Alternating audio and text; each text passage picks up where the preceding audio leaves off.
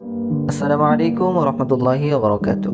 প্রিয় দর্শক, Saudi licence সংক্রান্ত আমার 4টি ভিডিওতে আপনাদের ব্যাপক সাড়া পেয়েছি আলহামদুলিল্লাহ। তাই অনেকের বিভিন্ন প্রশ্নও আছে, কিভাবে সৌদি লাইসেন্স বানাবেন, কত টাকা খরচ পড়বে, আরও বিভিন্ন ধরনের প্রশ্ন। তাই কথা কম বলে চলুন দেখি কি কি প্রশ্ন আপনারা করলেন এবং সংক্ষিপ্তে তার উত্তরও জেনে নেওয়া যাক। তো পরবর্তীতে এমন ধরনের আরও অনেক প্রশ্ন উত্তর আসবে ইনশাআল্লাহ। তো আপনার যে প্রশ্নটি আপনার মনের মধ্যে আছে যে আপনি কিভাবে লাইসেন্স বানাবেন, কত রিয়াল খরচ হতে পারে, কিভাবে অ্যাপয়েন্টমেন্ট নেবেন এবং আপনার একামার মেয়াদ নেই, আরও বিভিন্ন ধরনের জটিল জটিল প্রশ্নগুলোর উত্তর জেনে নিই। তো সেই জন্য আপনার প্রশ্নটিও কিন্তু নিচে কমেন্ট বক্সে ড্রপ করে রাখতে ভুলবেন না।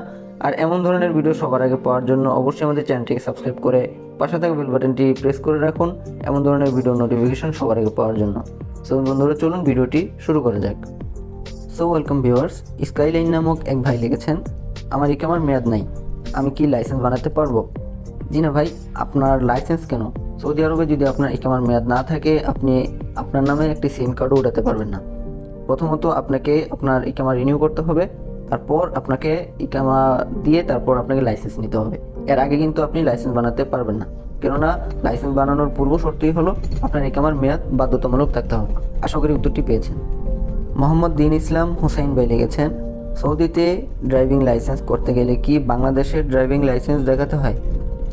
জি না ভাই, আপনাকে বাধ্যতামূলক বাংলাদেশের ড্রাইভিং লাইসেন্স দেখাতে হবে না।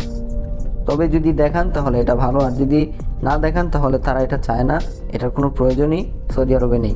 আপনি আবেদন করবেন এবং ট্রাফিকের কাছ থেকে একটি পেপার নেবেন, বাস মেডিকেল করে আপনি ড্রাইভিং লাইসেন্স নিয়ে নেবেন।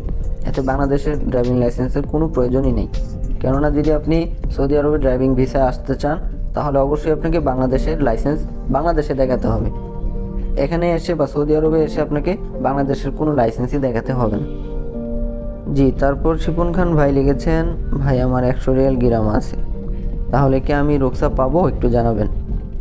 জি শিপন খান ভাই, আপনি লাইসেন্স পাবেন না, তবে আপনি পরীক্ষা দিতে পারবেন, পরীক্ষা পাসও করতে পারবেন, সেই পর্যন্ত আপনার কোনো সমস্যা হবে না, তারা কিছুই বলবে না।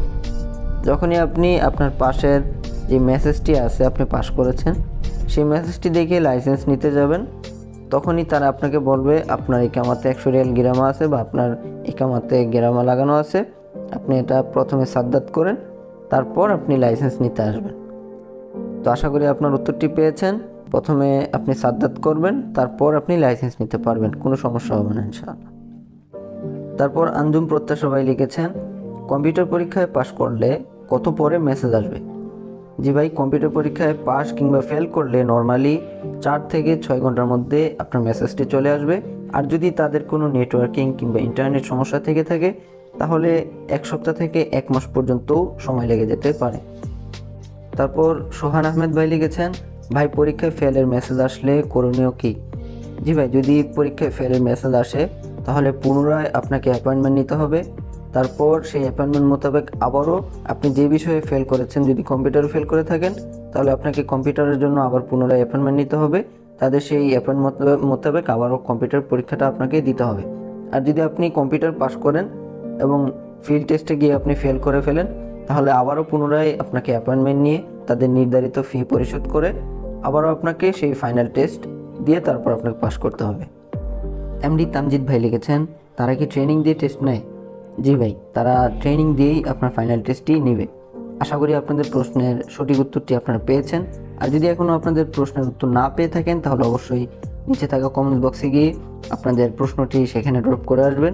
আর এমন ধরনের ভিডিও সবার আগে পেতে অবশ্যই আমাদের চ্যানেলটিকে সাবস্ক্রাইব করে রাখবেন, পাশে থাকা বেল বাটনটি প্রেস করে দিতে ভুলবেন না। সো বন্ধুরা, ততক্ষণ পর্যন্ত ভালো থাকবেন আর অপেক্ষা থাকুন তার পরবর্তী ভিডিওর জন্য। আসসালামু আলাইকুম ওয়া রাহমাতুল্লাহি ওয়া বারাকাতুহু।